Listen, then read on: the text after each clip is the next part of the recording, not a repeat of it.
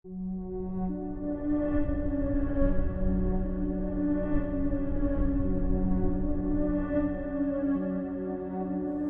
hari ini kita akan bercerita tentang kisah seram semasa kursus di satu maktab. Jadi kisah ini diceritakan oleh seorang lelaki bernama R. So R ni kata kejadian seram ni berlaku begitu menakutkan dan dia tidak dapat lupakan seumur hidup.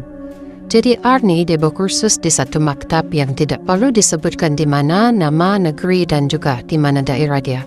Jadi dia berkursus selama 2 minggu lah di maktab itu.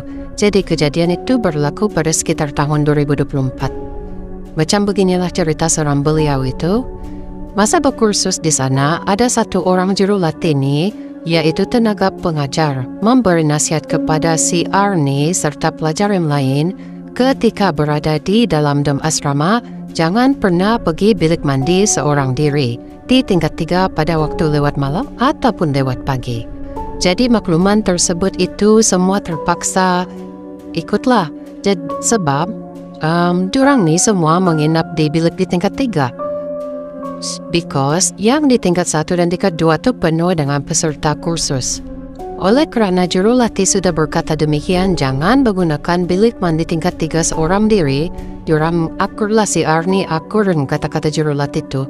Ada di antara salah seorang daripada kawan diorang ni mulut dia jauh par. Jadi dia cakap dia sendiri mau pergi melihat hantu. Excited sangat dia. Jadi dia cakap tidak best lah kalau tidak jumpa hantu kan, tidak fun macam tu. Jadi si Arni dengan kawan-kawan lain kasih geleng-geleng kepala saja. Ada yang menasihati, jangan kau mulut celupar, nanti betul-betul berlaku kau sendiri yang keteguran. Tapi dia tidak peduli. Jadi maka hari-hari biasa tu ketika belajar di maktab semua keadaan baik saja, smooth saja. Sehinggalah satu hari di lewat waktu pagi, masa tu kami semua berada dalam bilik asrama lah si R bilang. Jam tu betul-betul tepat jam 3 pagi. Si R tu masa tu memang susah mau tidur. So dia lihat kawan yang di sebelah kiri tu siap betul berdengkur, lena betul tidur. Di belakang bilik pula ada satu cermin yang sliding window tu dibuka. Jadi dia macam mana pun dia cuba pejamkan mata lah si R ni. Tapi tiba-tiba dia ada dengar bunyi macam burung yang patuk-patuk dia punya cermin tu. Seperti ada orang lah yang kasih kibas-kibas dia punya selimut. Bila dia melihat di cermin sliding window tu, seperti ada sesuatu yang besar lah jalan mundar-mandir. Jadi dia perhatikan benda itu, memang dia takutlah. Tiba-tiba saja benda tu mengilai dengan nyaring. Kau bayangkanlah. Apa lagi? Si R ni pun tutuplah muka dia pakai bantal dengan tarik selimut cepat-cepat. Sambil dia mengintai juga tu barang tu di sebalik selimut dia. Sambil tutup-tutup muka. Lepas tu dia melihat benda tu, dia cuba untuk bergerak pergi bilik sebelah. Bilik kawan dia yang pemulut celupar tu. Tapi dia masih lagi dengar nih ilayan kata waktu benda tu. Akhirnya secara tiba-tiba dia terdengarlah suara menjerit di sebelah. Dan satu lagi jeritan dari bilik sebelah, bilik yang sama. Jadi kemudian dia terdengar bunyi orang sedang berteriak. Banyaklah di asrama tu. Jadi dia paniklah, so dia keluar pergi tengok bilik kawan dia yang di sebelah tu. Bila dia lihat, dia punya kawan tu yang si S tu sedang macam termengah-mengah begitu. Jadi dia tanyalah apa yang sedang berlaku. Jadi dia bilang dia mendengar satu jeritan di bilik sebelah. Jadi si S terus keluar dari bilik dan membuka pintu bilik rakan dia yang sedang menjerit tu. Si S nampak ada satu makhluk warna kelabu tiada muka ya.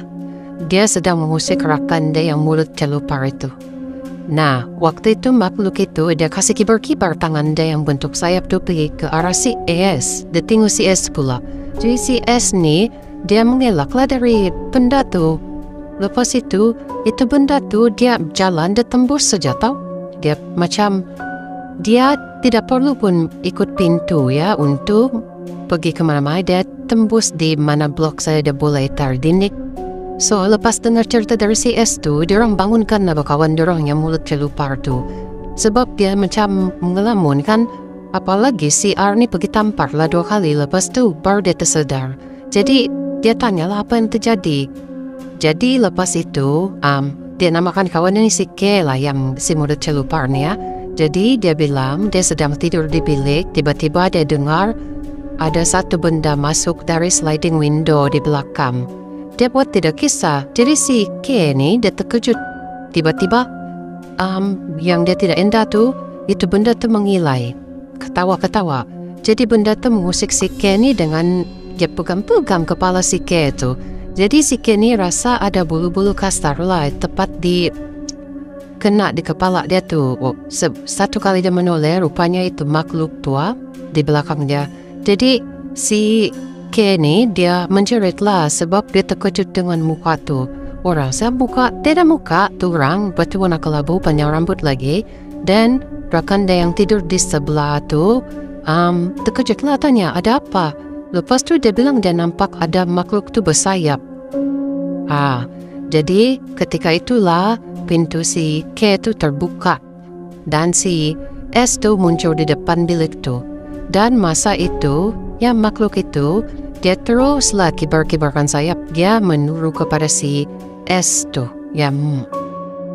So lepas si K tu ceritalah, si K yang murid celupar tu cerita apa pengalaman dia. Si R ni pun ceritalah apa yang berlaku dengan dia.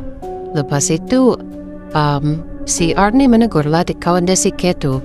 Itulah kau sangat mau jumpa hantu kan? Lepas tu si K tu terdiam. Dia malu lah, dia sedar yang murid dia celupar. Jadi besoknya apa yang jadi, si K tu demam.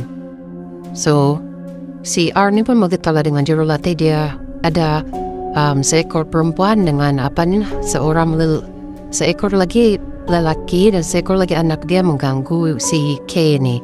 Jadi jurulatih tu cakap setiap penghuni bangunan asrama tu, jurulatih tu cakap setiap bangunan tu ada penghuni dia. So satu lagi bangunan tu dihuni oleh langsir lelaki, ada satu lagi langsir budak-budak, dan satu lagi langsir perempuan. Entah betul entah tidak, kami pun tidak mau cakap apa-apa lah. Jadi itulah cerita pengalaman si R tu yang telah diceritakan secara spontan. Jadi akhir kata daripada saya, alam gaib itu ada dan kita tidak bersendirian.